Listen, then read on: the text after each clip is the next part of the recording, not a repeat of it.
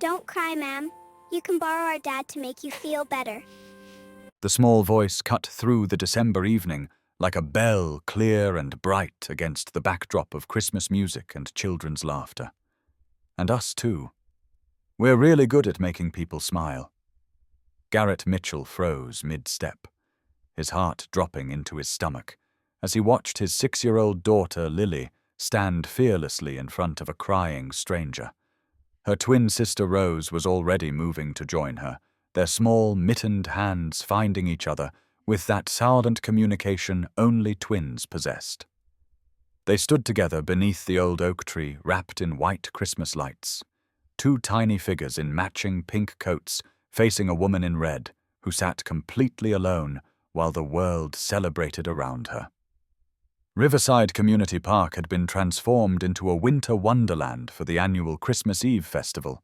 Thousands of lights twinkled from every tree and lamppost, casting dancing shadows across the fresh snow. The scent of roasted chestnuts drifted from a nearby vendor cart, mingling with the warm smell of hot apple cider and cinnamon. Families wandered through elaborate light displays, children shrieking with delight as they discovered new installations around every corner. Carolers in Victorian costumes sang Silent Night near the fountain, their voices rising in perfect harmony. But here in this quiet corner beneath the ancient oak, none of that joy seemed to reach. The woman on the bench looked up, and Garrett saw something that made his chest constrict painfully. Her face was streaked with tears that caught the Christmas lights like tiny diamonds. Mascara had smudged beneath her eyes, and her nose was red from crying in the cold. She was wearing a stunning red dress, clearly meant for a party with delicate straps that left her shoulders bare despite the freezing temperature. A thin wrap had slipped down her arms, forgotten in her grief. Her long blonde hair cascaded over her shoulders in soft waves, catching the white lights overhead like spun gold. She was beautiful, even in devastation. Maybe especially in devastation. Around her the world continued its celebration.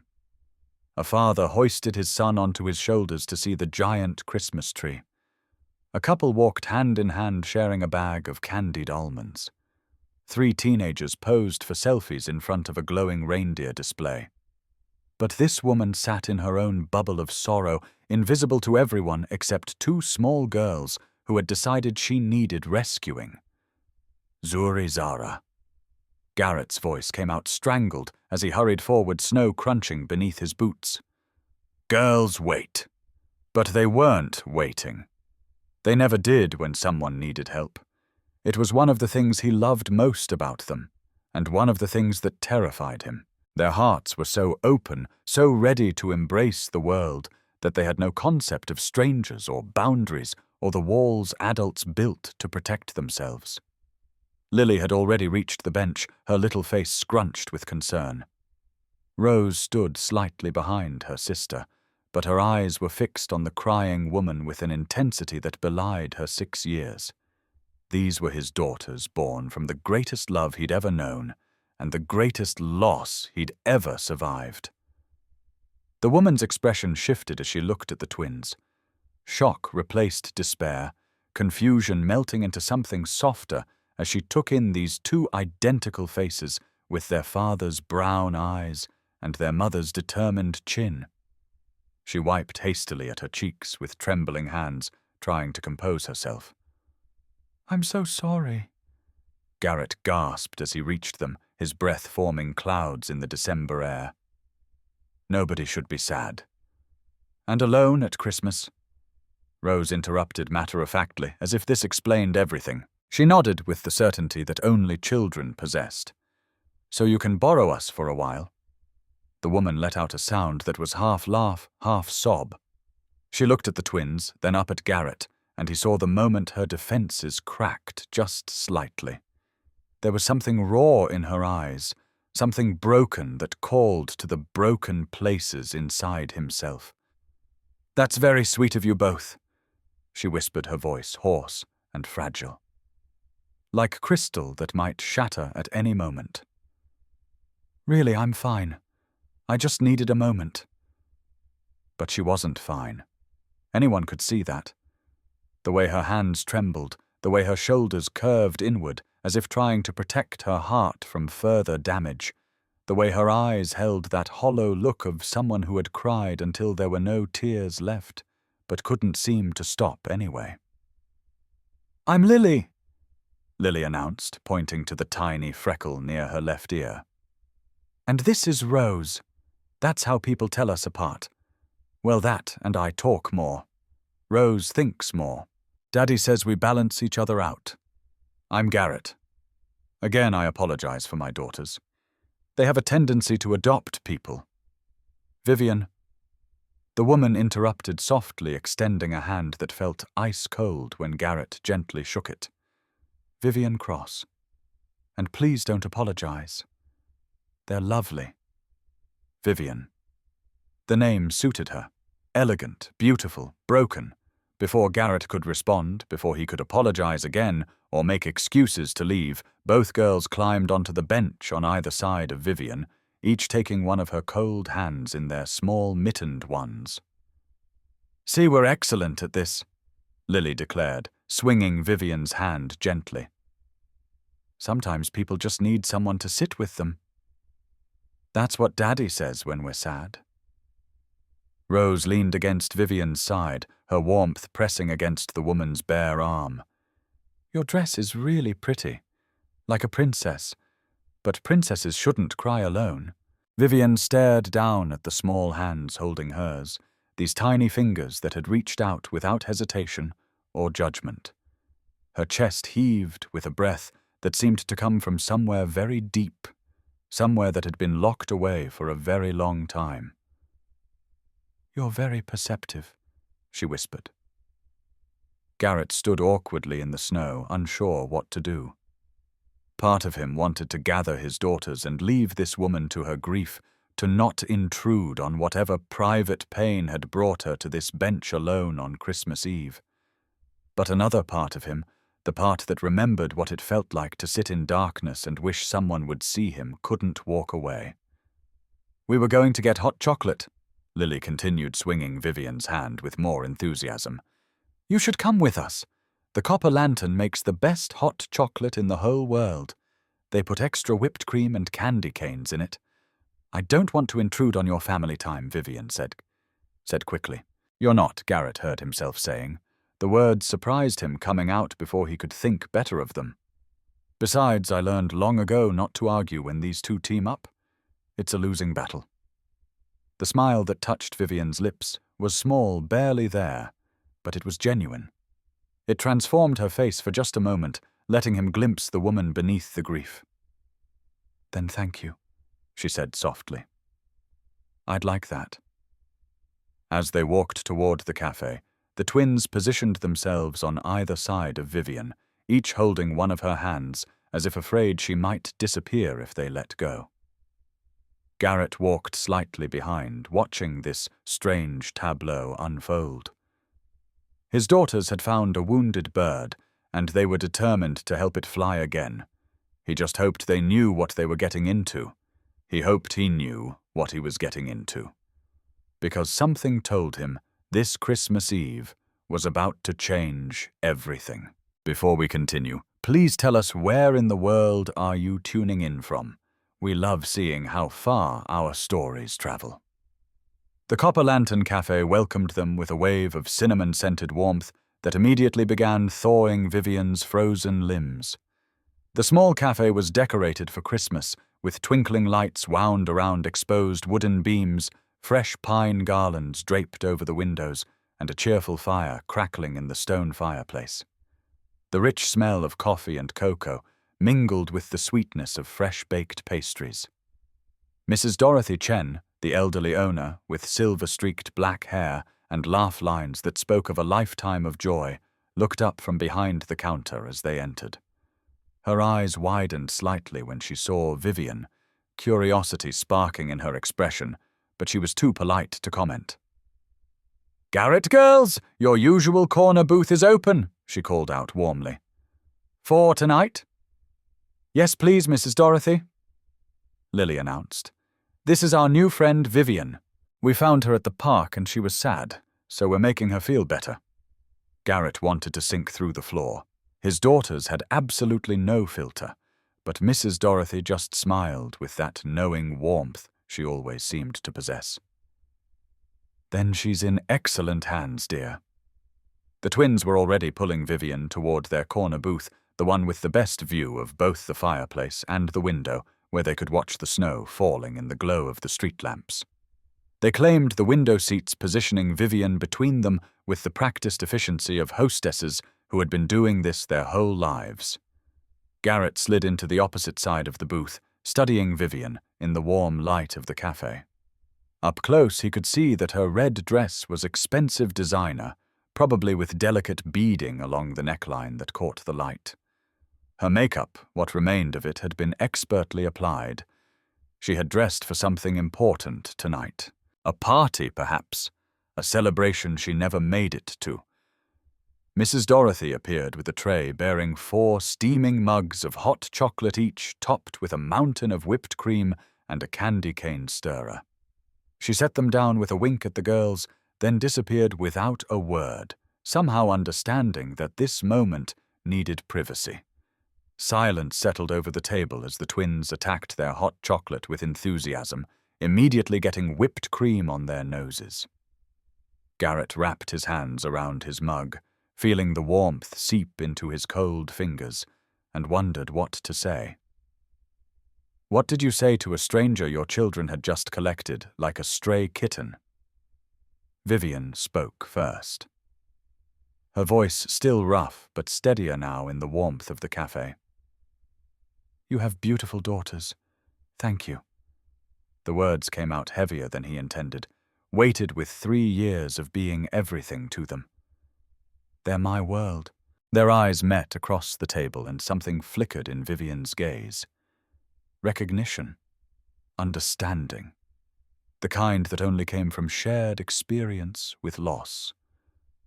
"I can see that," she said, softly. "Why were you crying, Miss Vivian?"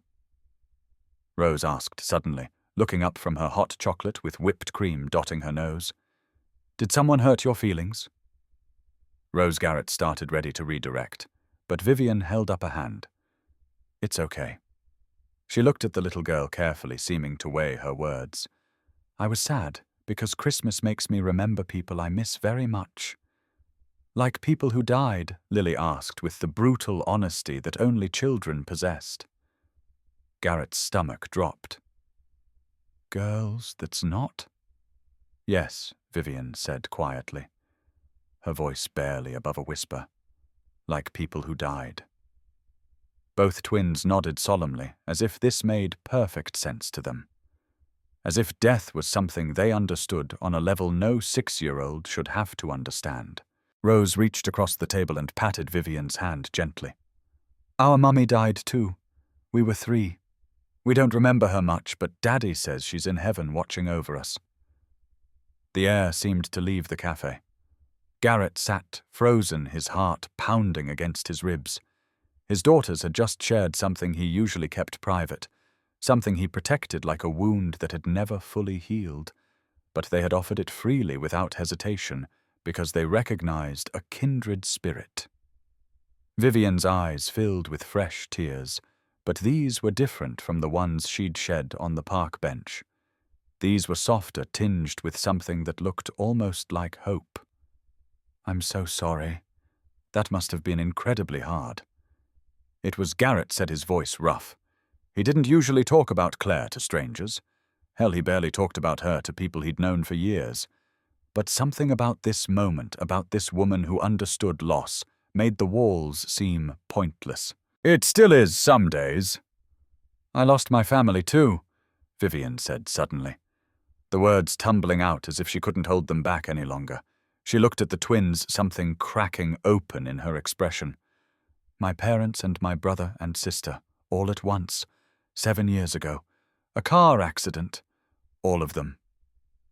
Lily's eyes went wide. At the same time, Vivian nodded, pressing her lips together to hold back the tears that threatened to escape. "Yes, all of them. You must be very lonely." Rose said, her voice trembling with empathy that seemed too big for her small body. Then, without warning, she scrambled out of her seat and wrapped her small arms around Vivian's waist, pressing her face against the woman's side. Lily quickly followed, sandwiching Vivian from the other direction, their small bodies offering warmth and comfort with the simple directness of childhood. We know about lonely. Daddy gets lonely sometimes, too. Vivian held both girls close, her shoulders shaking with silent sobs. For a long moment, no one spoke. They just sat there in the warm cafe, while Christmas music played softly overhead, two grieving children and one grieving woman holding each other like survivors of the same shipwreck who had finally found land. Garrett watched his own eyes burning and felt something shift in his chest. Something that had been frozen for 3 years began to thaw just slightly, like the first drops of spring meltwater. When Vivian finally pulled back, she wiped her eyes and let out a shaky laugh. "I'm sorry. I'm not usually this emotional. I don't know what's come over me." "Daddy says feelings aren't wrong," Lily informed her seriously. "They just are. Like weather. You can't control weather, so you just have to feel it and wait for it to pass." "Your daddy is very wise," Vivian said, looking at Garrett with wonder in her eyes. The conversation shifted, then the walls crumbling. They weren't strangers anymore. They were people who understood loss, who had walked through the same fire and somehow survived. That created a bond that didn't require small talk or pretense. "What do you do?" Garrett asked, genuinely curious about this woman who had appeared in their lives like a Christmas miracle. "I own a skincare company," Vivian said. "Natural products, sustainable practices. Started it 5 years ago, 2 years after I lost my family." She paused, stirring her hot chocolate absently. "It kept me busy. Maybe too busy. I threw myself into work because if I was working, I didn't have to think about how empty my apartment was, how there was no one to call when something good happened. Or bad." "I understand that," Garrett said softly. "After Melissa died, work became my safe place too. Engineering problems have solutions. Grief doesn't." "Exactly. People kept telling me time would heal it, but they were wrong. Time just makes you better at pretending. Until you're sitting alone on a park bench on Christmas Eve," Garrett said gently. "Until 2 little girls decide you need rescuing," Vivian corrected with a small smile. Rose looked up from her hot chocolate whipped cream, still decorating her nose. "Are you going to be alone tomorrow too? On Christmas?" The question hung heavy in the air. Vivian's smile faltered. "Yes, sweetie. Usually I work. Or watch movies. Try not to think about." She stopped, swallowing hard. "I try to get through the day." "That's not Christmas," Lily declared with the absolute certainty of a child who had never known anything but love. "Christmas is supposed to have people and presents and pancakes and too much wrapping paper everywhere." Garrett watched Vivian's face crumble slightly, watched her fight to hold herself together, and something in him shifted. The same something that had made him walk toward her in the park instead of away. The same something that had made him sit down at this table and let his daughters work their magic. But Lily beat him to it. "You should come to our house tomorrow," she announced. "We have presents, and Daddy makes snowman pancakes, and we watch movies all day." "Right, Daddy." Garrett met Vivian's eyes across the table. He saw hope there, mixed with fear and uncertainty. The face of a woman who had been alone for 7 years, being offered a lifeline she wasn't sure she deserved to grab.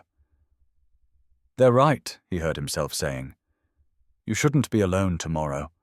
Nothing fancy, just pancakes and chaos. But there'll be laughter. And you'd be very welcome." "I couldn't impose." Her voice cracked on the last word.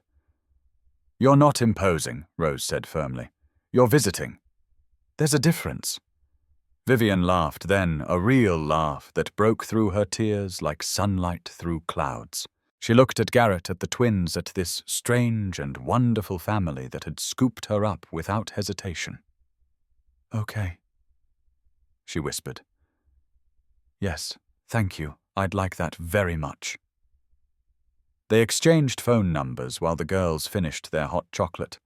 When their fingers brushed during the exchange, both pulled back quickly, but not before Garrett felt a spark of something he hadn't felt in 3 years. Outside the cafe, the snow was falling harder now, blanketing the world in white. The Christmas lights reflected off the fresh powder, making everything glow with magic. 9 o'clock tomorrow morning, Garrett said. "I'll text you the address." Vivian nodded, clutching her thin wrap around her shoulders. The girls hugged her goodbye, making her promise twice that she would really, truly come. As she walked away toward the parking lot, her red dress a bright spot against the white snow, Garrett watched her go. His heart was doing something strange in his chest, something it hadn't done in a very long time. "I like her, Daddy," Lily said, slipping her mittened hand into his. "Me too," Rose agreed from his other side. "Yeah," Garrett murmured, watching Vivian's figure disappear into the snowy night. "Me too." Garrett woke at 5 in the morning, long before dawn had begun to lighten the December sky. Sleep had been elusive, his mind turning over the events of the previous evening like a puzzle he couldn't quite solve. The image of Vivian on that park bench kept returning to him. The red dress, the tears, the way she had looked at his daughters like they were some kind of miracle. He lay in bed for a few minutes, listening to the quiet house. The old radiators ticked and groaned as they pumped heat through the rooms. Outside, the wind had died down, leaving behind a world muffled by fresh snow. He could hear the distant sound of a snowplow making its early morning rounds. Finally, he gave up on sleep and swung his legs out of bed. The hallway was dark as he padded toward the stairs, but he stopped at the small table near the landing where Claire's photograph stood. It had been there for 3 years, a simple silver frame holding the image of a woman with laughing brown eyes and a smile that could light up a room. She was holding the twins in this picture, one baby in each arm, looking at the camera with such pure joy that it still made his heart clench. Garrett stood before the photograph for a long moment, his bare feet cold on the hardwood floor. "I invited someone," he whispered to the silent image. "A woman. She's coming for Christmas." He paused, swallowing hard. "I hope that's okay. I hope you understand." Claire's eyes smiled back at him, unchanged, unchanging. She couldn't give him permission. She couldn't give him absolution. But somehow, standing here in the dark, he felt less guilty for feeling something he hadn't felt in years. He continued downstairs to the kitchen, moving quietly so as not to wake the girls. The coffee maker gurgled to life, and he stood at the window watching the sky slowly lighten from black to deep blue to the pale grey of a snowy Christmas morning. His mind drifted backward, as it always did in the quiet moments, to the beginning of everything. He had met Claire in college, both of them engineering students, both of them terrible at the social aspects of university life. They had bonded over a shared dislike of frat parties and a shared love of old movies and quiet evenings. She had been studying art history as a minor, and she could talk for hours about the brushwork of the Impressionists or the symbolism in Renaissance paintings. He had fallen in love with her mind first, then her laugh, then everything else about her. Their wedding had been small, held in her grandmother's garden on a perfect June afternoon. Claire had worn flowers in her hair and cried when she said her vows. He had fumbled the ring and made everyone laugh, and she had kissed him before the officiant told her to. That was Claire. Always ahead of the moment, always so full of life that the rules couldn't contain her. The pregnancy had been a surprise. Twins, the doctor had said, showing them the ultrasound. 2 heartbeats. 2 little lives growing inside his wife. Claire had laughed and cried and immediately started planning. 2 cribs, 2 car seats, 2 of everything.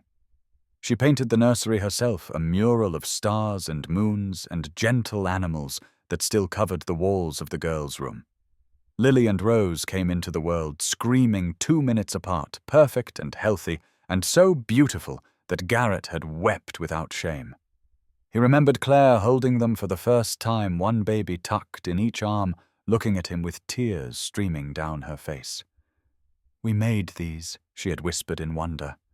"We made these perfect little humans." For 2 years they were happy. Exhausted, certainly. 2 babies meant twice the diapers, twice the midnight feedings, twice the crying that seemed to never end. But they were happy. Their family was complete. Then Claire started feeling tired. At first they attributed it to the demands of caring for toddler twins. Anyone would be exhausted. But the fatigue didn't lift. It got worse. And then came the pain, the weight loss, the doctor's appointments, that led to more appointments, that led to that terrible day in the oncologist's office. Ovarian cancer. Stage 3. Aggressive. Garrett remembered the way the doctor's words had seemed to come from very far away, like he was hearing them through water. He remembered Claire's hand going cold in his.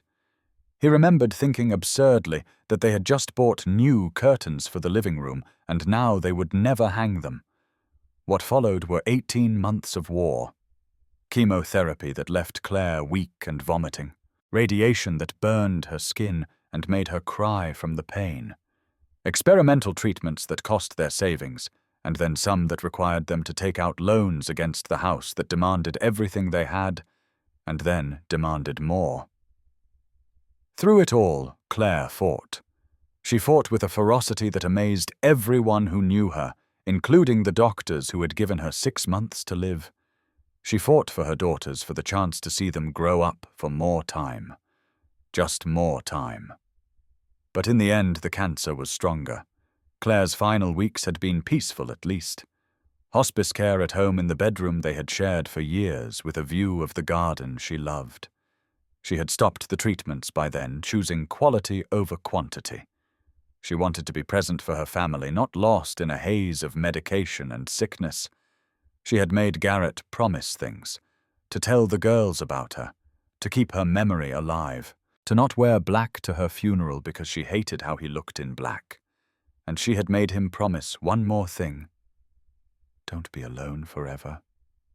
She had whispered, her hand fragile as bird bones in his.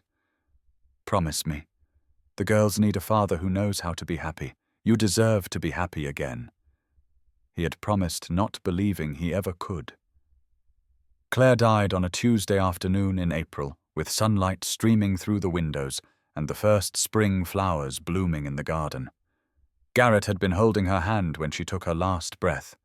The twins were asleep in the next room, too young to understand that their world was ending. The year after her death was a blur. He remembered it in fragments. Crying in the shower so the girls wouldn't hear. Burning dinner for the 10th night in a row. Spending hours online learning how to braid hair because Claire had always done it, and now there was no one else. His mother came to help, terrified that he would fall apart completely. She was probably right to worry. The worst moment came 6 months after Claire's death. He had been cleaning out the closet, a task he had put off for as long as possible, when he found one of her sweaters at the back. He had pressed it to his face, and her scent had hit him like a physical blow. Vanilla and honey. The smell of home. He had collapsed on the closet floor and sobbed until he couldn't breathe while the twins played in the living room with his mother, unaware that their father was breaking apart 20 feet away. But he hadn't stayed broken. He couldn't. 2 little girls needed him. 2 little girls who had already lost their mother were depending on him to be strong enough for all of them. So he had pulled himself together piece by piece. He had learned to cook. He had figured out the braids. He had found a rhythm of work and childcare and survival that got him through each day. Mrs. Dorothy at the cafe became a lifeline, letting him bring the girls in for hot chocolate when things got hard, never judging, never pitying, just being present. And slowly, agonizingly, he had learned to live again. But he hadn't let himself feel. Not really. He had dated a few times half-hearted attempts that went nowhere because he couldn't bring himself to open up, couldn't imagine letting someone else into the space Claire had left behind. Until last night. Until a woman in a red dress crying on a park bench had looked at his daughters like they were a miracle she didn't deserve. Garrett shook himself from his memories as he heard small feet padding on the floor above. The girls were awake. Moments later they came thundering down the stairs in their Christmas pajamas, their faces bright with excitement. "Daddy! Daddy, is Vivian really coming? Is she really?" Garrett crouched down to their level, gathering them in his arms. "Yes, babies. She's really coming. Is it time for pancakes yet?" Lily demanded. "Almost. Let me get the batter ready." He moved to the kitchen, the girls trailing behind, chattering about presents and whether Vivian would like her gift and whether she had a favorite movie. Garrett listened with half an ear while he assembled ingredients for snowman pancakes, the one dish he had mastered in his 3 years as a single father. At 9:45, the doorbell rang. Both girls shrieked and raced for the door, nearly trampling each other in their haste. Garrett followed more slowly, his heart beating faster than he wanted to admit. When he opened the door, Vivian stood on his porch in jeans and a soft, cream-colored sweater, her blonde hair pulled back in a simple ponytail. She looked different from last night, softer, somehow more vulnerable without the armor of her elegant dress. She was holding a small bag of wrapped gifts and looking at him with an expression that mixed hope with terror. "Hi," she said quietly. "Hi," he replied. And then the girls grabbed her hands and pulled her inside before either adult could say another word. Christmas morning unfolded in a chaos of wrapping paper and laughter that Vivian hadn't experienced in 7 years. The girls tore into their presents with abandoned joy, shrieking over each new discovery, immediately sharing everything with Vivian, as if she had always been part of their traditions. She had brought them gifts, simple things she had picked up that morning from the only pharmacy open on Christmas Day. Coloring books, fancy hair clips, a package of glitter stickers. The girls acted as though she had given them treasure, hugging her so hard she nearly fell over. But it was the way they included her that broke something open in Vivian's chest. Every present had to be shown to her. Every new toy had to be demonstrated. Every ornament and decoration was explained with serious attention, as if these were matters of great importance that she needed to understand. She watched it all with a hunger she hadn't known she still possessed. This was what family looked like. This was what she had lost. This was what she had convinced herself she would never have again. After the presents were opened and the living room was buried in discarded wrapping paper, the girls settled in front of the TV with a Christmas movie while Garrett cleaned up. Vivian found herself in the kitchen helping without being asked, needing something to do with her hands.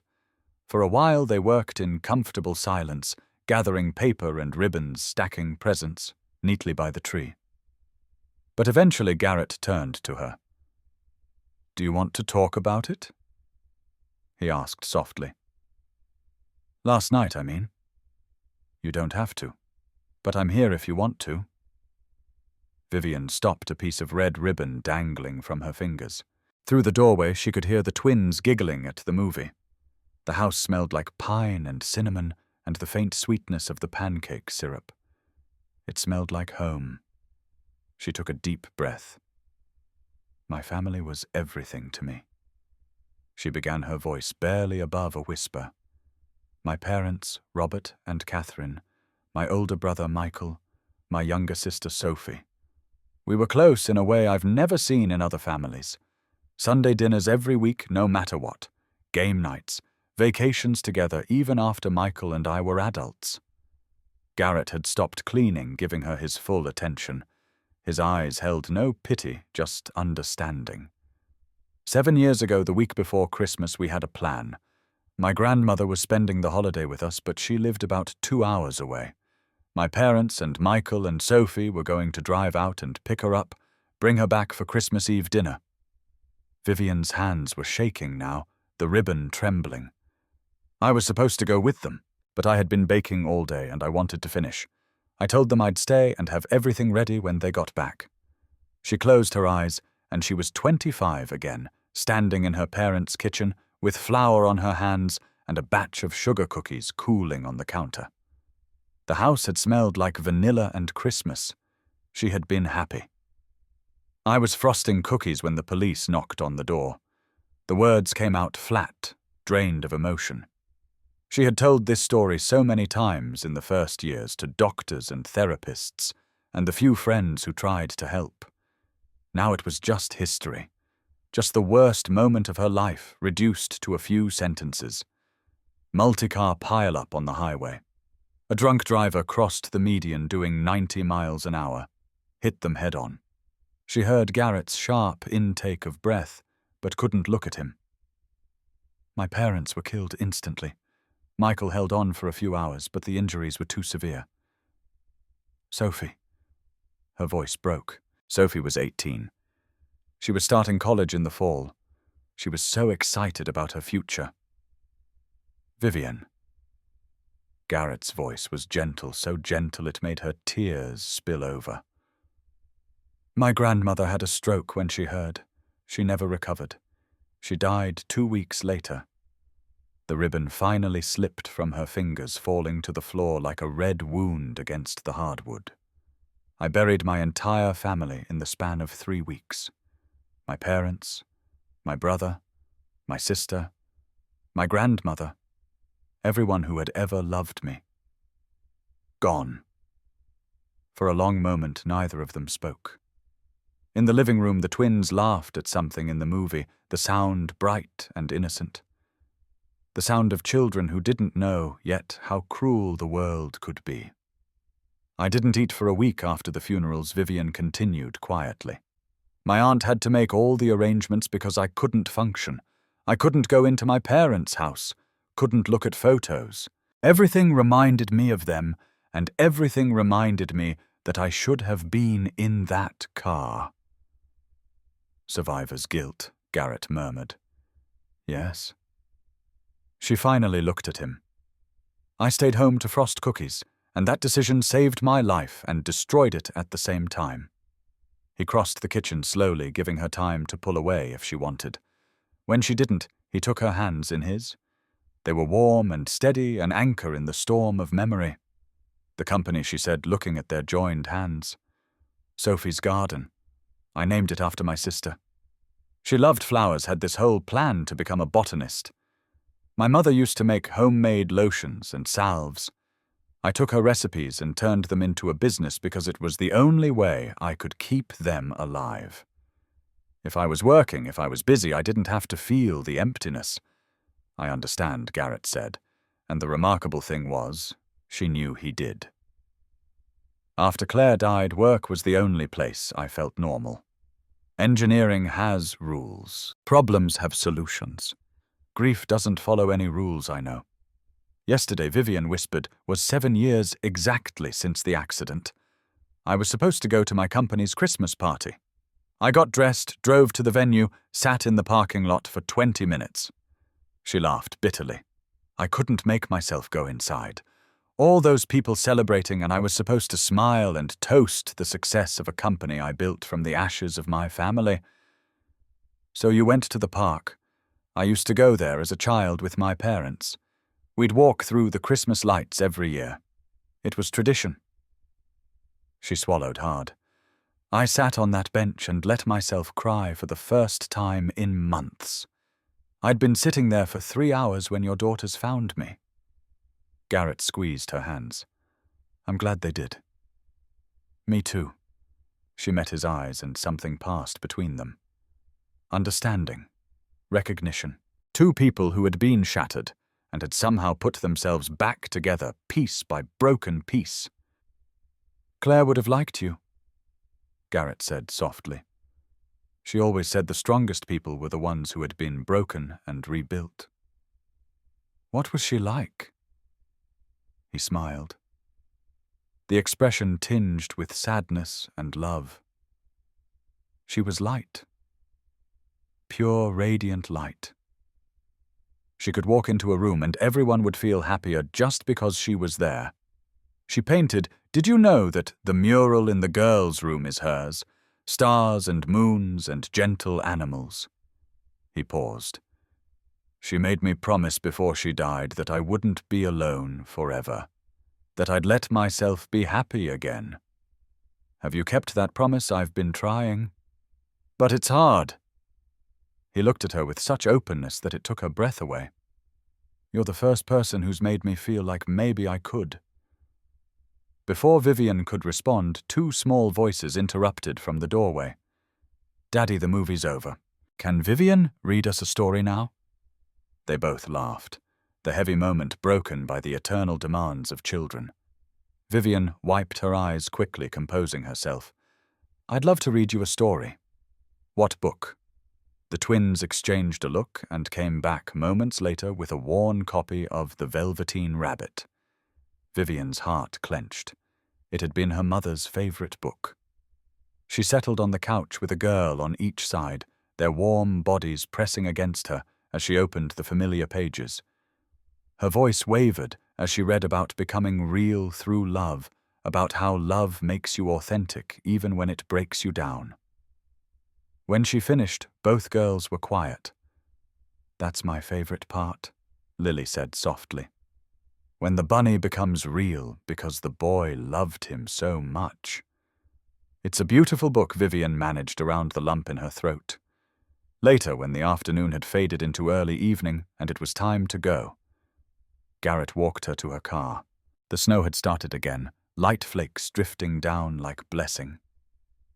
Thank you, Vivian said, turning to face him on the doorstep. You gave me the first real Christmas in 7 years. Thank you for coming, for trusting us with your story. Their eyes met, and for a moment neither spoke. The porch light caught the snowflakes in Vivian's hair like tiny stars. Can I see you again? Garrett asked quietly. Not because my daughters volunteered my services, because I want to. Vivian felt something warm bloom in her chest, something that had been frozen for 7 years beginning to thaw. I'd like that. Their hands touched, lingered. Neither wanted to break the moment. Finally, Vivian stepped back, got into her car and drove away into the snowy evening. In her rearview mirror, she could see Garrett still standing on the porch watching her go. The twins pressed against the window behind him, waving furiously. She waved back, tears streaming down her face. But for the first time in 7 years, they weren't tears of grief. 2 days after Christmas, Garrett found himself pacing his living room at 8 in the evening, phone in hand, trying to convince himself that it wasn't too soon to call. The girls were asleep, exhausted from a day of playing with their new toys and video calling their grandparents. The house was quiet except for the occasional creak of old wood settling and the distant sound of wind against the windows. He had been thinking about Vivian constantly since she drove away on Christmas evening. The way she had opened up to him in the kitchen, sharing her story with a vulnerability that had broken through every wall he'd built. The way she had read to his daughters with tears shimmering in her eyes. The way she had looked at him on the porch like he was something precious and terrifying all at once. Finally, he stopped pacing and hit dial. She answered on the second ring. Garrett, hi. Brilliant opening, he thought. Very smooth. I hope I'm not calling too late. No, not at all. I was just reading and thinking about... She paused. Well, thinking about you all, actually. Something warm spread through his chest. The girls have been asking when they can see you again. Lily has a drawing she made for you. Rose picked out a book she thinks you'd like. Vivian laughed softly, and the sound did something to Garrett's heart that he hadn't felt in years. That's incredibly sweet. I've been thinking about them too. About all of you. They talked for 3 hours that night. About everything and nothing. He learned that she loved old movies, especially anything with Audrey Hepburn, that she hated cilantro with a passion that bordered on irrational, that she read biographies of extraordinary people because their stories gave her hope that ordinary people could do remarkable things. She learned that he built bridges for a living, literally as a civil engineer who specialized in structural integrity, that he was terrible at laundry and had turned more than one load of the girls' clothes pink, that he sang off-key in the car and the girls had started critiquing his performances. When they finally hung up, Garrett realized he was smiling. Actually smiling. He couldn't remember the last time a phone call had left him feeling this way. The next morning he sent her a good morning text. She responded within minutes. By the end of the week, the texting had become constant. She sent him photos of products she was developing at Sophie's garden, colorful bottles and jars with elegant labels. He sent her photos of his pancake disasters, documenting each failed attempt with self-deprecating captions. The girls drew pictures for her almost daily, elaborate crayon scenes of family outings they wanted to take together. Garrett photographed each one and sent them to Vivian, who responded with heart emojis and promises to frame them. 2 weeks after Christmas, Garrett finally worked up the courage to ask her to dinner. Just the two of them. His neighbor, Mrs. Chen, was more than happy to watch the girls for an evening. The restaurant was a small Italian place with red checkered tablecloths and candles dripping wax onto empty wine bottles. Not fancy, but intimate. The kind of place where you could actually hear your companion speak. They sat across from each other, nervous energy crackling between them. "This feels strange," Vivian admitted, twirling her pasta around her fork. Most couples share their deepest trauma on date 10, not date 1. Garrett laughed, the sound surprising him. "We did kind of skip the small talk phase. I know your worst fear already. You know mine. It's oddly freeing. Like meeting someone after the apocalypse," he agreed. "The pretense seems pointless when you've already seen each other at rock bottom." She told him about her company that night, really told him. How she had built it from nothing, working 18-hour days because stopping meant thinking. How success had come faster than she expected, but had left her emptier than she anticipated. How lonely it was at the top when there was no one to share the victories with. He told her about engineering, about the satisfaction of building something that would outlast him. About the bridge he was currently working on, a pedestrian crossing over a river that would connect two neighborhoods that had been divided for decades. About how he saw his work as making connections literally and figuratively. They closed down the restaurant, not realizing how late it had gotten until the waiter politely mentioned they were the last customers. Outside, snow was falling again, and the streets were hushed and beautiful. Garrett walked her to her car, his hand brushing hers in the cold. "I want to kiss you," he said quietly. "But I also want to do this right. Not rush it." Vivian squeezed his hand. "This was perfect. We have time." And they did. The next weekend, Vivian came for dinner at the house. The twins had prepared for her arrival like she was visiting royalty. They cleaned their room without being asked. They made welcome signs with markers and glitter. They argued for 20 minutes about which movie they should watch with her. When Vivian walked through the door carrying fancy cupcakes from a bakery downtown, both girls tackled her with hugs that nearly knocked her over. Dinner was spaghetti, one of the few dishes Garrett had mastered beyond pancakes. They ate at the kitchen table, the girls chattering non-stop. Vivian listening with genuine interest to every story about school and friends and the neighborhood cat that kept appearing in their backyard. After dinner, Vivian helped with homework.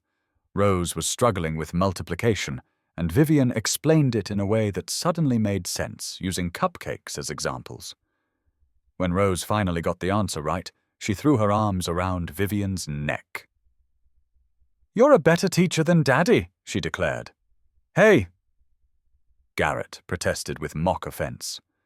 Lily patted his arm consolingly. "It's okay, Daddy. You're good at other things.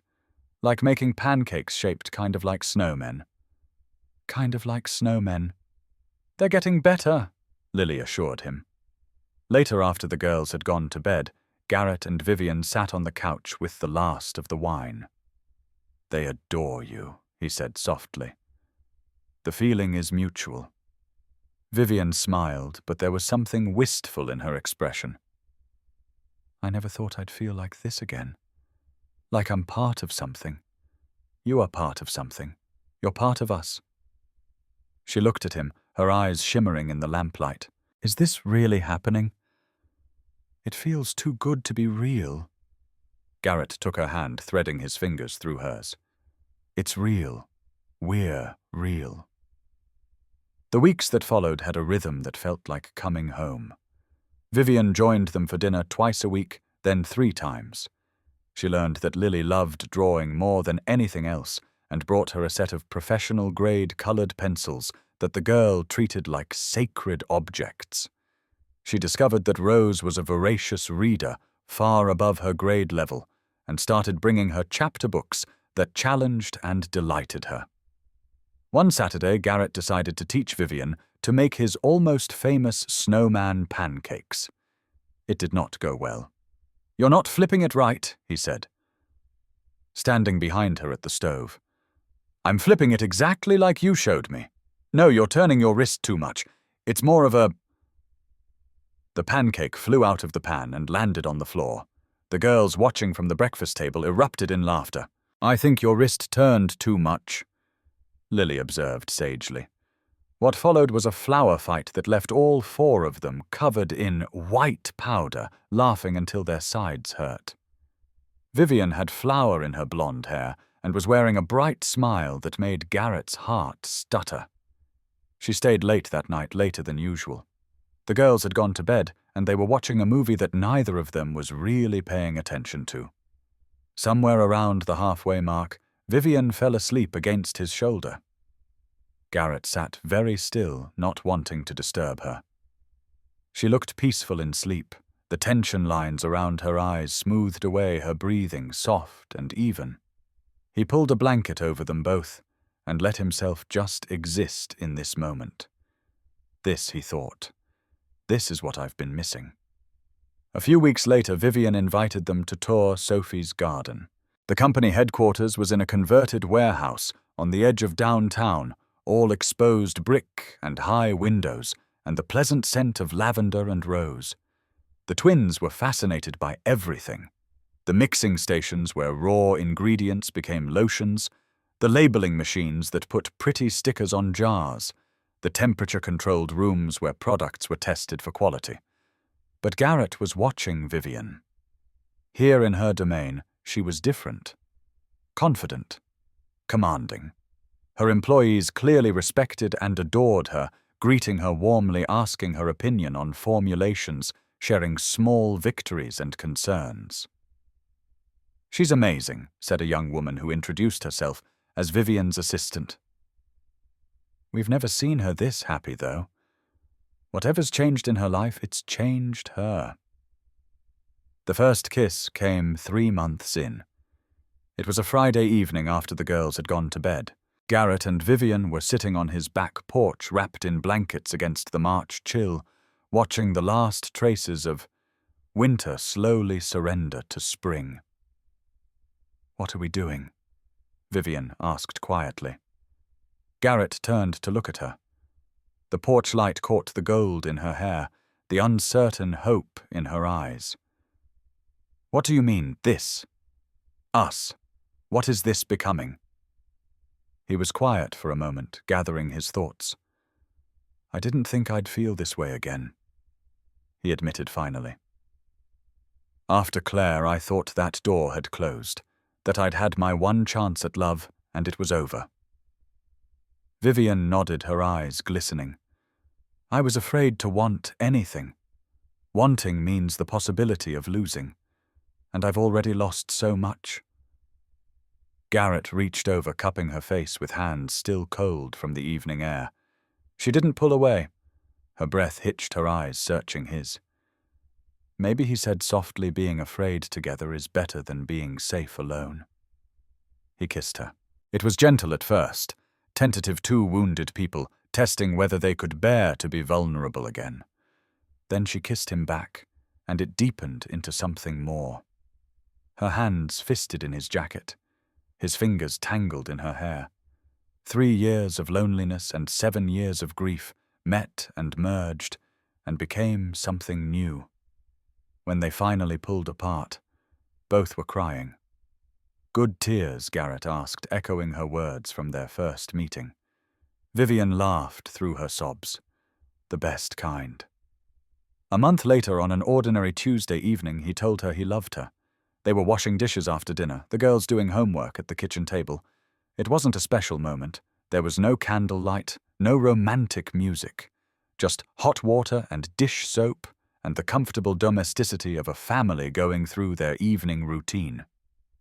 Garrett handed Vivian a wet plate. Their fingers touched. "I love you," he said. The words came out without planning, without fanfare. They were simply true. Vivian froze the plate suspended in her hands. For a horrible moment, Garrett thought he had ruined everything. Too soon. Too much. Too... She set the plate down carefully on the counter, turned to face him. "I love you too," she whispered. "I've been terrified to say it." He kissed her then, right there in the kitchen, with soapy hands and the sound of the girls' pencils scratching on paper in the background. Finally. Lily's voice came from the doorway. "Rose, they're kissing. I told you it would happen soon." Both girls ran into the kitchen, wrapping themselves around Garrett and Vivian's legs, turning the kiss into a group hug that knocked everyone slightly off balance. "Does this mean Vivian's our girlfriend now?" Rose asked. "That's not how it works," Lily informed her sister. "She's Daddy's girlfriend. We're just bonus."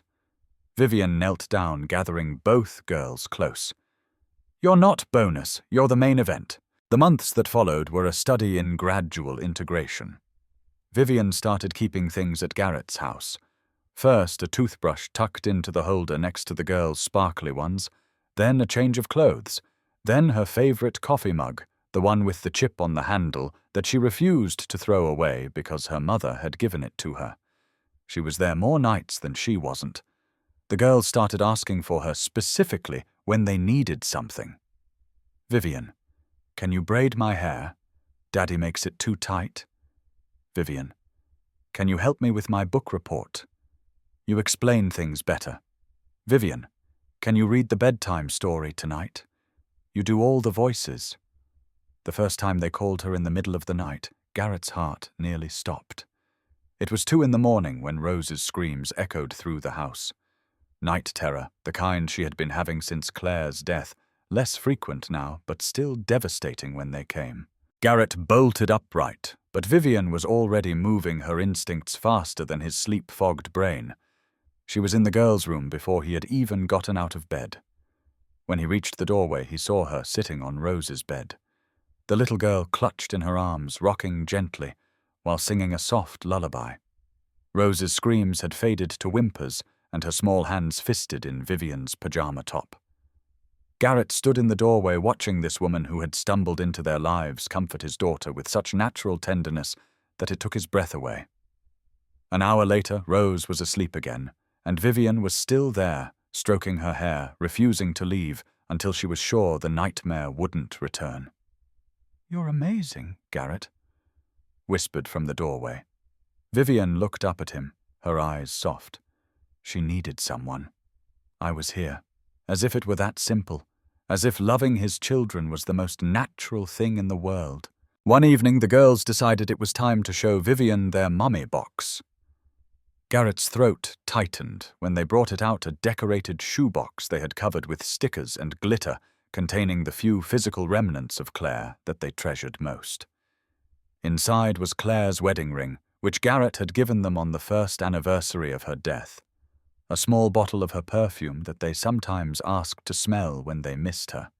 A stack of photographs. And the letter. Claire had written to each of them before she died letters for their birthdays, and graduations letters full of love and wisdom and the things she wouldn't be there to say in person. The girls had one letter to share between them, saved for their 18th birthday. They weren't ready to read it yet, but they looked at the envelope, sometimes touched Claire's handwriting, like it was something sacred. Vivian handled everything with reverence. She looked at each photograph, asked about each memory, never trying to replace or compete with Claire's place in their hearts. She simply honored. She was beautiful, Vivian said softly, looking at a picture of Claire in her wedding dress. She was, Garrett agreed, his voice rough. We want to plant roses for her, Lily announced suddenly. She loved roses. That's why we're named Rose and Lily. Well, Lily for lilies and Rose for roses. Mummy loved both. Vivian looked at the girls, her eyes bright with unshed tears. I think that's a beautiful idea. That weekend, all 4 of them went to the nursery and picked out rose bushes. They planted them in the backyard in the spot that got the best afternoon sun. Vivian knelt in the dirt beside the girls, helping them dig holes and arrange roots, getting soil under her fingernails, and not caring at all. There, Rose said when they finished surveying their work. Now Mommy has a garden. Garrett stood back, watching his daughters and the woman he loved tend to flowers that would bloom in memory of the woman he had lost. His heart was so full, it ached. Then came Mother's Day. The girls came home from school in tears, devastating sobs that took 20 minutes to calm down enough to explain.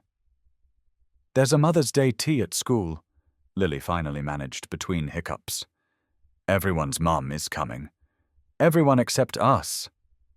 Mrs. Patterson said we could bring a grandmother or Aunt Rose, added, her voice breaking. But we want someone who's really ours. Garrett felt his heart shatter. He usually asked his own mother to come to these events, but she lived 3 hours away and couldn't always make it. Before he could offer solutions, Lily looked up at him with red-rimmed eyes. Could Vivian come instead? The question hung in the air. Garrett struggled with it, his mind racing through the implications. Was it too soon? Was it fair to Claire's memory to have another woman represent their family at an event meant to honor mothers? That night, he called his mother. Honey, she said. When he explained the situation, her voice warm with wisdom earned over 70 years of living. Claire would want those girls to have someone. She made you promise not to be alone forever. Do you think she'd want them to be alone at a Mother's Day tea? But it feels like moving on. And that's scary. But it's not betraying Claire's memory. It's honoring the life she wanted for all of you.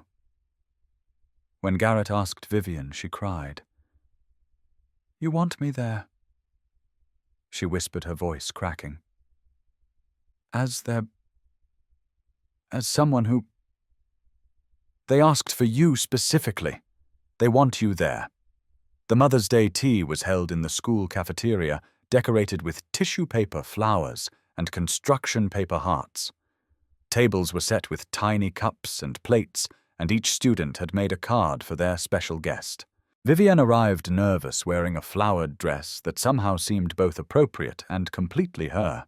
The twins were waiting at the door, bouncing with excitement.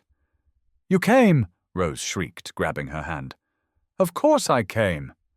They led her to their table, positioned between other mothers who chatted about PTA meetings and soccer schedules. Vivian sat in the tiny chair, accepted the weak tea poured from a plastic teapot, and admired every single thing the girls showed her. The card was what broke her. Zara had made it herself, construction paper folded unevenly, decorated with stickers and careful crayon lettering. Thank you for being my extra love. Vivian pressed it to her chest, tears streaming down her face, not caring who saw. Around them, biological mothers went about their tea parties, women who had never known the particular pain of losing everyone or the particular joy of being chosen by children who had every right to close their hearts but hadn't. Walking out afterward, Rose held Vivian's hand tightly. I'm really glad you came. Me too, sweetheart. Vivian managed around the lump in her throat. More than you know. In the car on the way home, Garrett caught Vivian's eye in the rearview mirror. What he saw there, the love, the gratitude, the sense of finally belonging somewhere, made his decision firm. It was time. 6 months into the relationship, Garrett woke from a dream about Claire. She had been standing in their old kitchen, the one from the house they'd lived in before the cancer, before everything changed. She was making pancakes, her hair pulled back in a messy ponytail, humming a song he couldn't quite place. When she turned to look at him, her eyes were sad. "Did you forget me already?" she asked. He woke, gasping, guilt crushing his chest like a physical weight. For days afterward he was different, quieter, more distant. He found himself staring at Claire's photograph in the hallway, carrying on silent conversations that felt like confessions. Vivian noticed. Of course she noticed. She noticed everything. "What's wrong?" she asked one evening after the girls had gone to bed, and they were supposed to be watching a movie, but Garrett hadn't registered a single scene. Nothing, he said automatically. She didn't push, but he saw the hurt in her eyes, the uncertainty that crept in around the edges. She was pulling back, giving him space, and that distance only made him feel worse. The anniversary of Claire's death arrived on a cold Tuesday in April. Garrett went to the cemetery alone. He hadn't been since he started dating Vivian, he realized with a fresh wave of guilt. 3 years of weekly visits, and then he had just stopped. Claire's headstone was simple white marble with her name, the dates of her too short life, and the words, "Beloved wife and mother," carved beneath. Someone, probably his mother, had left flowers recently. The daffodils were still fresh. Garrett sank to his knees in the damp grass. "I'm sorry," he whispered. "I didn't mean to fall in love again." The wind stirred the trees around him. A bird sang somewhere nearby, oblivious to his grief. "But I did. I fell in love with her Claire. And I don't know if that's okay. I don't know if you'd be happy for me or—" He pressed his forehead against the cold stone. "You made me promise. That last night, you made me promise not to be alone forever. You made me promise to be happy. But this feels like betraying you, like erasing you, like replacing you." Tears streamed down his face, cold in the April air. "The girls love her. They're happy. Happier than they've been since you died.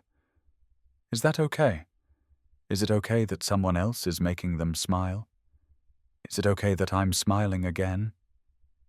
He stayed there for hours, crying and talking and remembering Claire's laugh and the way she danced in the kitchen and the fierce look in her eyes when she held their newborn daughters for the first time.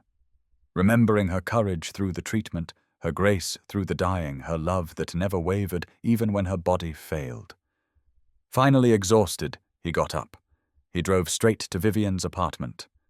She opened the door in yoga pants and an old sweater, her hair pulled back, her face bare of makeup. She looked at him red-eyed and wrung out and simply stepped aside to let him in. "It's Claire's anniversary," he said, sinking onto her couch. 3 years today. Vivian sat beside him, close but not touching, giving him space to say what he needed to say. "I've been pulling away. I know you've noticed. I'm sorry. You don't have to apologize for grieving. It's not just grief." He looked at her, this woman who had become essential to his happiness. "It's guilt. I feel guilty for loving you, for being happy, for moving on." "Oh, Garrett." Her voice was soft with understanding. "That's not moving on. That's moving forward. There's a difference." "Is there?" She took his hands then, threading her fingers through his. "Loving me doesn't mean you love her less. Hearts don't work that way. They expand, they don't replace." The words were so simple, so true, that something in Garrett's chest finally loosened. "She made me promise," he said. "Before she died, she made me promise to be happy again. Then be happy. Honor her memory by living the life she wanted for you." He pulled her into his arms, burying his face in her shoulder, letting himself cry in a way he hadn't since those first terrible months. She held him through it, stroking his hair, saying nothing, just being present. When the tears finally subsided, he pulled back and looked at her. "I want to tell you about her. Really tell you. Not as a ghost between us, but as someone who mattered. Someone who's part of my story. Part of who I am. I'd like that." They talked all night. About Claire's laugh and her terrible cooking. About her paintings and her devotion to the girls. About her courage in the face of death. And the letters she wrote, that the girls were still too young to read. And Vivian listened. She didn't compete or compare. She simply received the stories like gifts, honoring the woman who came before her by cherishing the family that woman had left behind. Near dawn, as light began to creep through the windows, Vivian shared her own guilt. "I stayed home to bake cookies," she said quietly. "While my family drove to their deaths, I was frosting sugar cookies in my mother's kitchen. For 7 years, I've wondered if I could have done something. If I'd been in that car, would I have seen the danger coming? Could I have warned them?" "You couldn't have saved them. I know that. Logically. But guilt doesn't operate on logic." They sat in the morning light, two people who had spent years carrying weights they didn't need to carry. And in sharing them, something shifted. They made a pact that morning. They would talk about Claire and Vivian's family openly. They would honor the dead by living fully. They would stop letting guilt poison the happiness they were building. It wasn't easy. But it was a beginning. The health scare came in October, 8 months after they'd started dating. Lily woke up with a fever that wouldn't break. 103 degrees, then 104. Her face was flushed, her eyes glassy, her small body alternating between burning up and shaking with chills. The emergency room at 2 in the morning was a blur of fluorescent lights and worried faces. Garrett carried Lily in his arms, while Rose clung to Vivian's hand, both of them terrified in the way children are when they don't understand what's happening. The diagnosis came hours later. Severe flu complicated by the beginning of a secondary infection. Lily needed IV antibiotics and monitoring, but she would be fine. She would recover. But something in Vivian shattered that night in the hospital. She watched Lily small and pale in the hospital bed, and her mind flooded with images of other hospitals. The one where she'd waited for news about her family. The cold, sterile halls she'd walked alone, hoping against hope, before the doctor came with the worst news of her life. She made it through the hospital stay. She held Rose when the girl cried, brought Garrett coffee from the cafeteria, sat at Lily's bedside and read stories until the little girl fell asleep.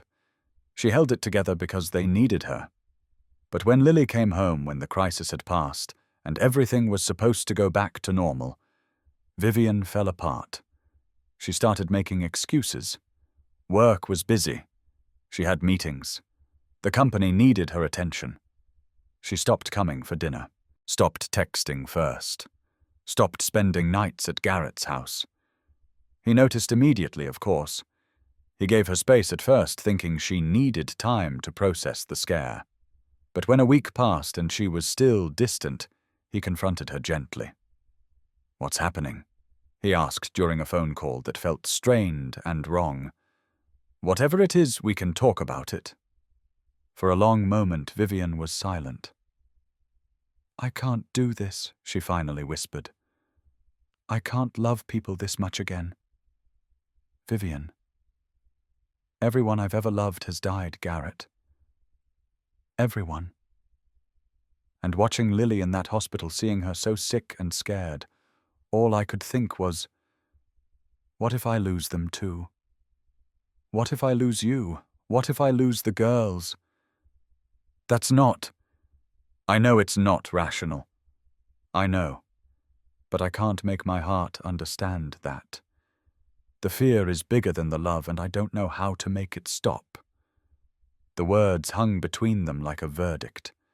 I think Vivian said, her voice breaking, "We should take a break. I need to figure out if I can do this. if I can be brave enough to risk losing again. Garrett felt like she had reached into his chest and squeezed his heart until it stopped beating. Is that really what you want? No.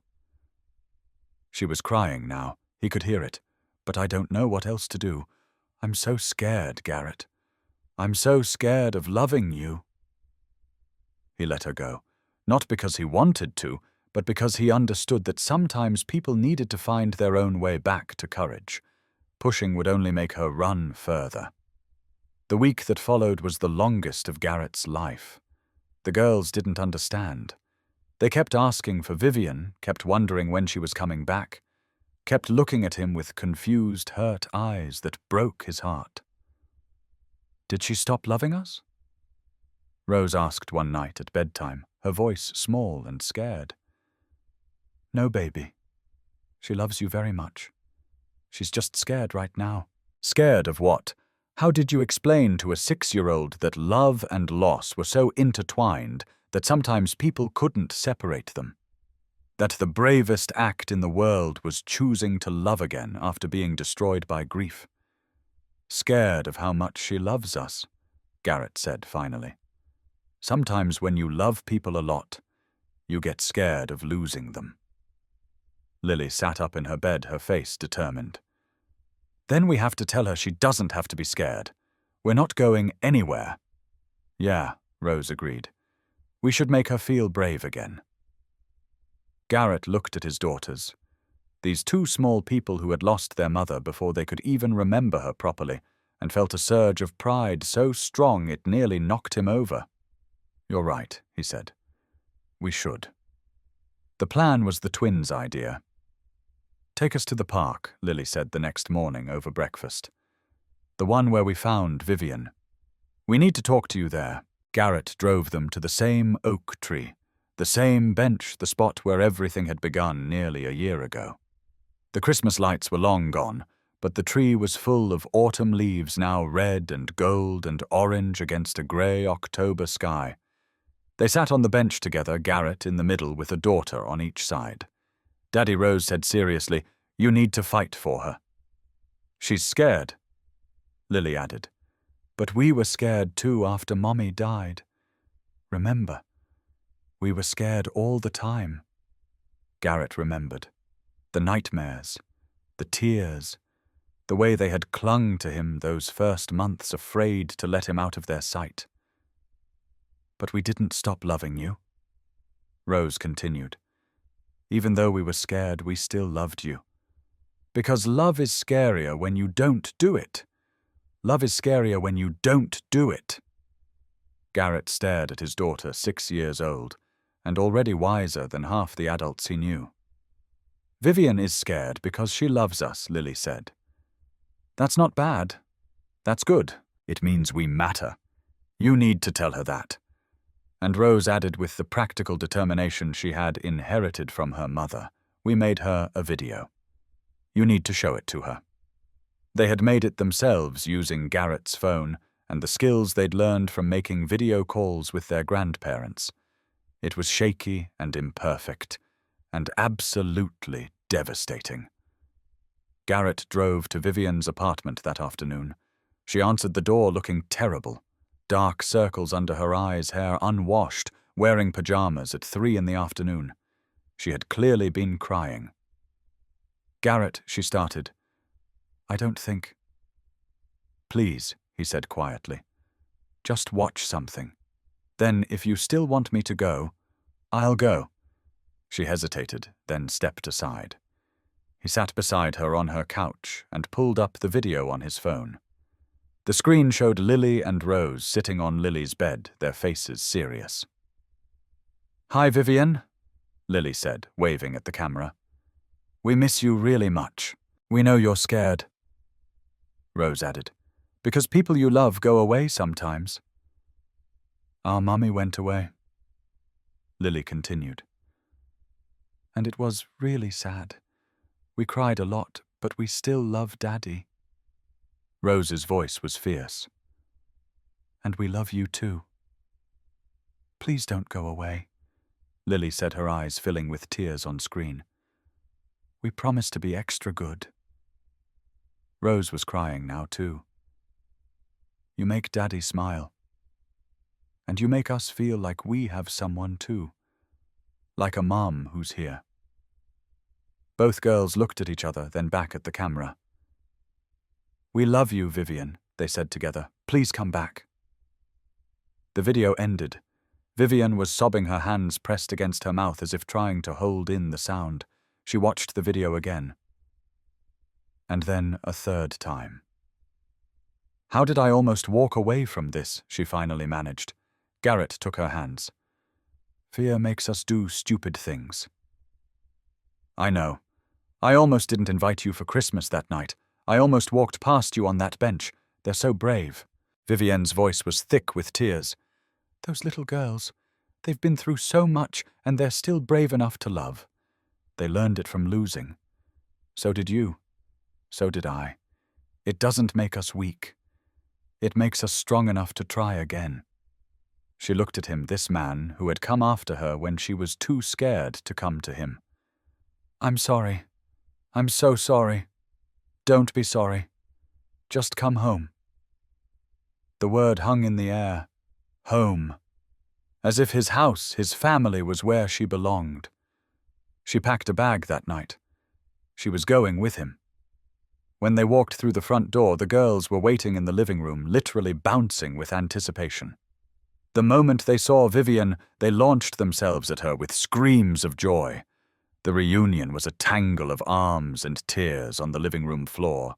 Vivian held both girls tight, crying into their hair, while they clung to her like she might disappear. Promise you won't leave again? Rose asked, her voice muffled against Vivian's shoulder. Vivian pulled back, kneeling to be at their level. She looked at each girl, then up at Garrett, then back at the twins. I promise, she said. I was scared. But I'm not going to let being scared take away the best thing that ever happened to me. Ring shopping with two opinionated 7-year-olds was an experience Garrett would never forget. It was November, nearly a year since the night he had found Vivian crying on that park bench. The anniversary was approaching, and Garrett knew exactly how he wanted to mark it. It needs to be sparkly. Lily declared, her nose pressed against the jewelry store display case. But not too sparkly, Rose corrected. Vivian likes simple things. Elegant. The jeweler, an older man with kind eyes and infinite patience, hid his smile behind a professional mask. Perhaps something with a colored stone. Something unique. Rose's face lit up. Blue. Vivian loves blue. Like the sky. They settled on a sapphire surrounded by small diamonds. The center stone was the deep blue of a winter evening, the diamonds catching light like stars. Sapphire like the sky. The night we found her, Lily said solemnly. And diamonds like the Christmas lights. She's going to love it. Rose breathed. She's going to say yes, right? Lily asked nervously, suddenly uncertain. Garrett knelt down to their level, taking a small hand in each of his. I hope so, baby, she will, both girls said with absolute certainty. She has to. They planned it for Christmas Eve. Exactly 2 years after the night that had changed everything. Back to the park. Back to the bench. Full circle. The day arrived cold and clear, with a sky full of stars and a fresh dusting of snow on the ground. The Christmas lights were up again, transforming Riverside Park into a winter wonderland, just like they had 2 years before. Garrett was a wreck. He had the ring box in his pocket and kept touching it compulsively, making sure it was still there. His hands were shaking. His heart was racing. He had faced presentations in front of hundreds of engineers, overseen the construction of bridges that spanned raging rivers, but nothing had ever terrified him like this.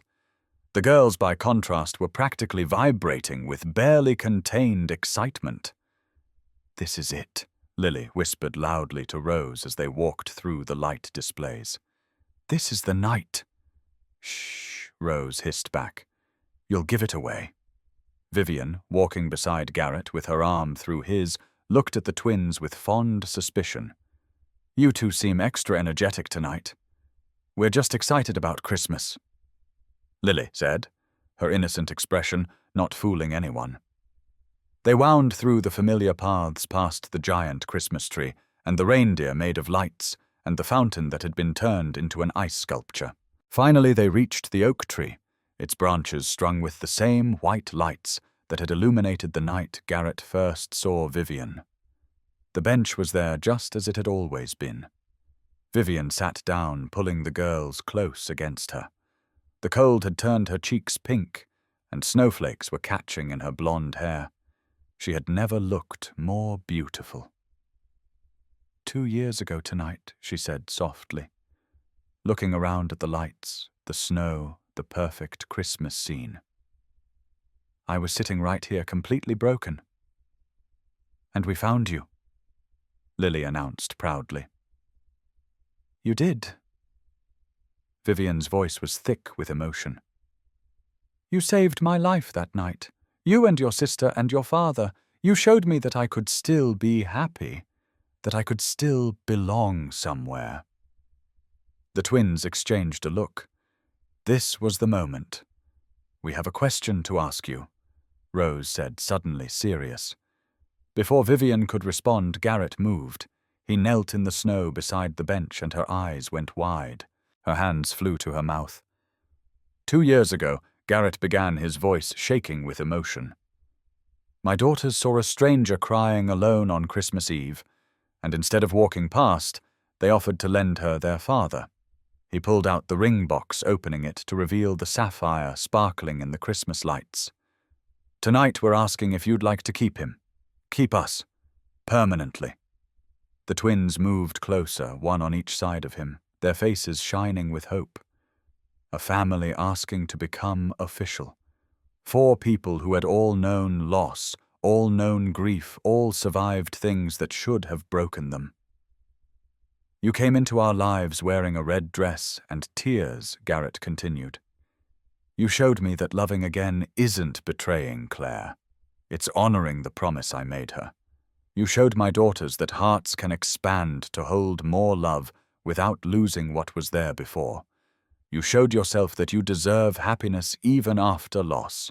Vivian was crying now, tears streaming down her face, but she was smiling. Vivian Cross. Will you marry me? Will you be my wife? Will you choose this messy, imperfect, beautiful family and let us choose you right back? For a moment she couldn't speak.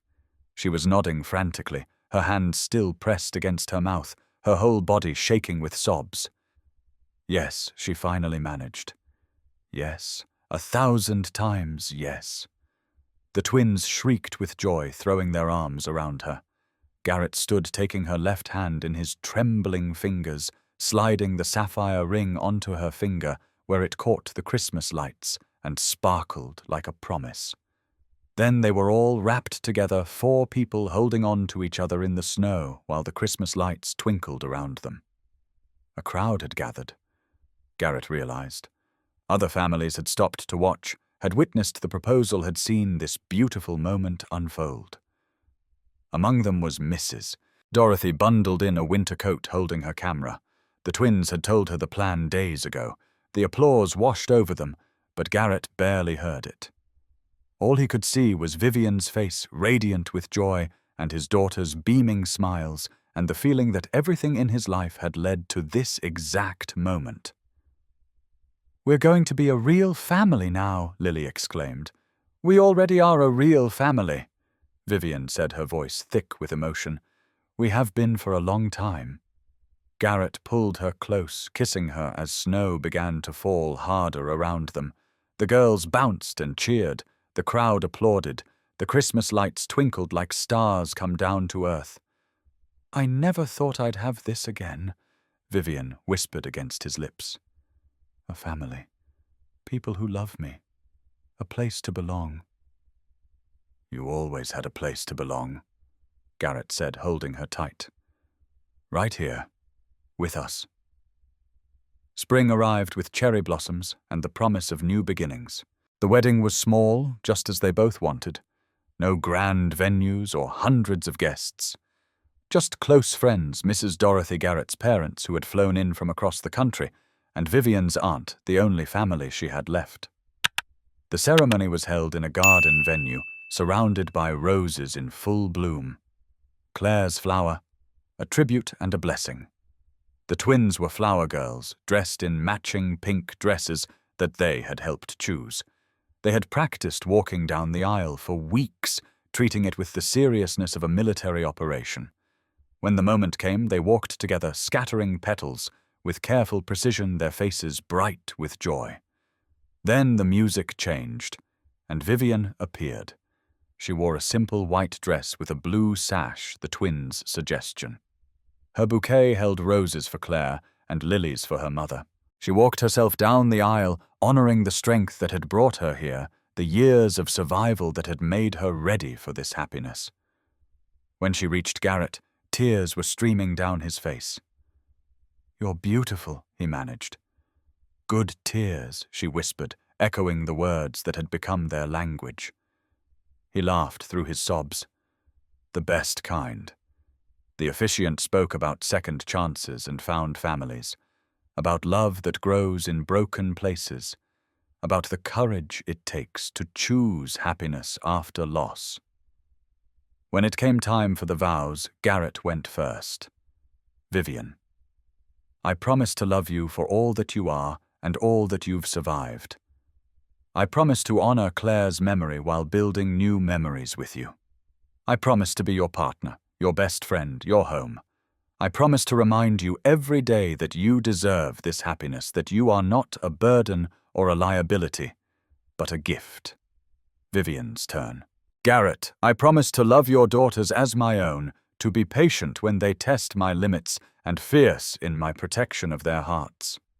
I promise to talk about Claire with respect and gratitude, to keep her memory alive for the girls who bear her legacy.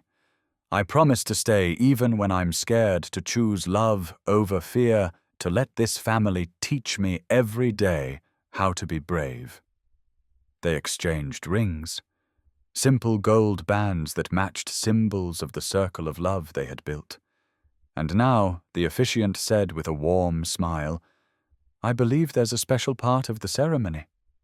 The twins stepped forward, suddenly shy, in front of everyone watching. "Who gives this woman to be married?" the officiant asked. Lily and Rose looked at each other. Then together they spoke the words they had practiced. "We do, because she chose us and we choose her." The guests dissolved into tears. Vivian dropped to her knees, pulling both girls into a fierce hug. "I choose you," she whispered against their hair, "every day, forever." When she stood again, the officiant pronounced them husband and wife. Garrett kissed his bride while their daughters cheered and the small crowd applauded, and somewhere he knew Claire was smiling too. The first dance was simple, swaying together to a song about coming home, about finding where you belong. Halfway through, the twins insisted on joining. The four of them danced together in a circle, laughing at their lack of coordination, not caring at all. Mrs. Dorothy captured everything on her camera, crying happy tears of her own. Later at the reception, Vivian's aunt pulled her aside. "Your parents would be so proud," the older woman said, her eyes bright. "Michael and Sophie would be so happy for you. They would love this family you've found." Vivian felt the familiar ache of missing them, but it was softer now, gentled by time and love.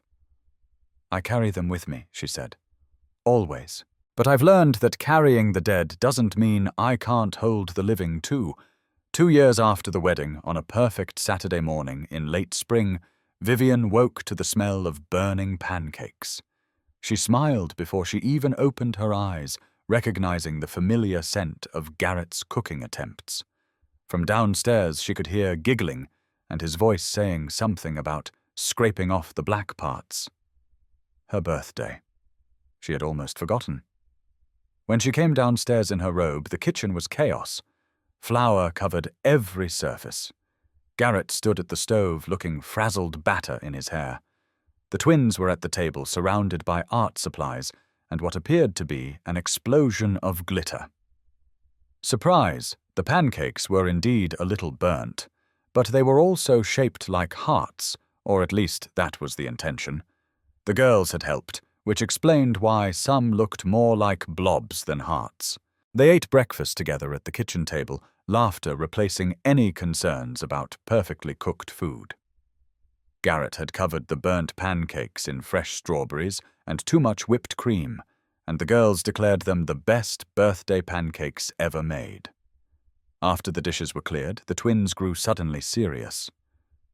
"We have presents for you," Rose said, exchanging a significant look with her sister. They presented 2 handmade cards, clearly the result of hours of careful work. Lily's card showed all 4 of them holding hands in front of their house, with the sun shining overhead and hearts floating in the sky.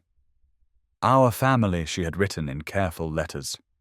Rose's card made Vivian's breath catch. It was a family tree drawn with the precision of an 8-year-old who had thought very carefully about what she wanted to say.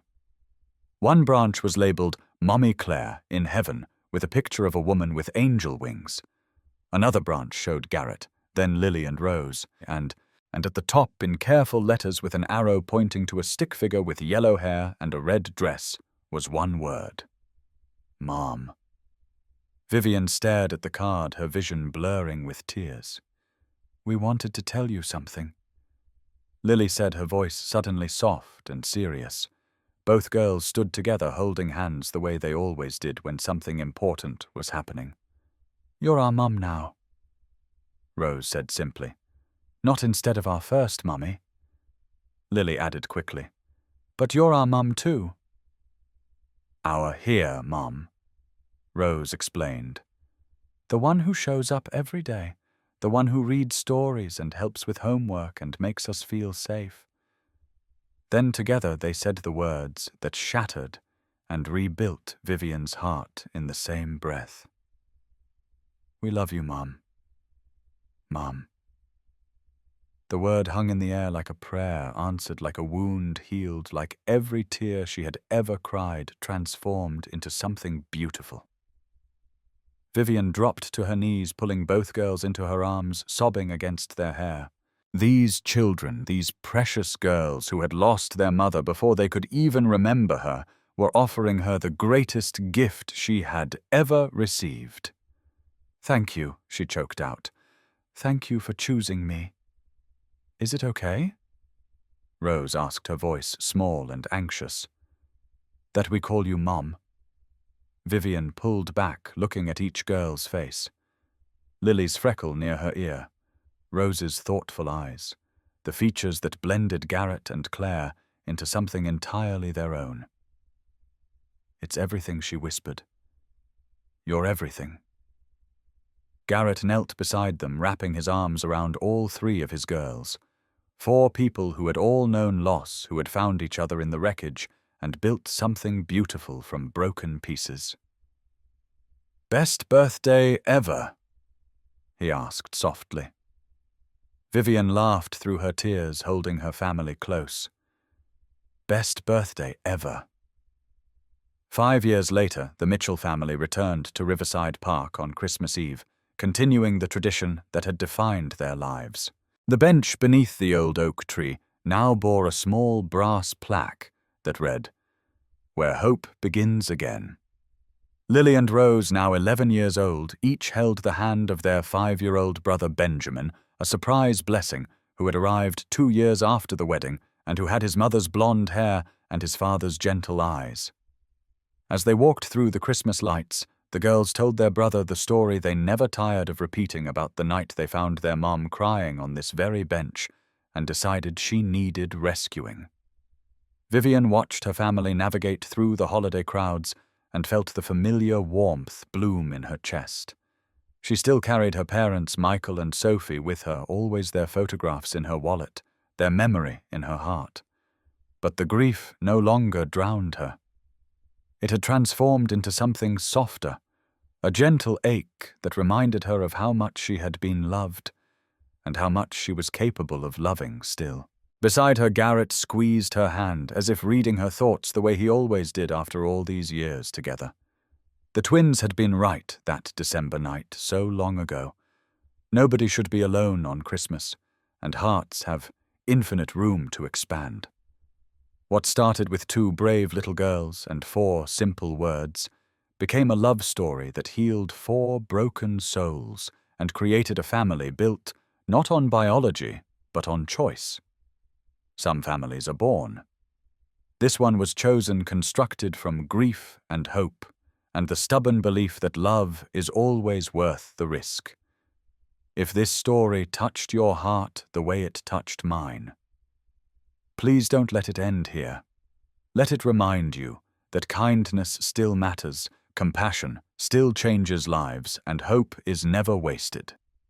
If you felt something watching this, hit that like button and let us know in the comments where you're watching from.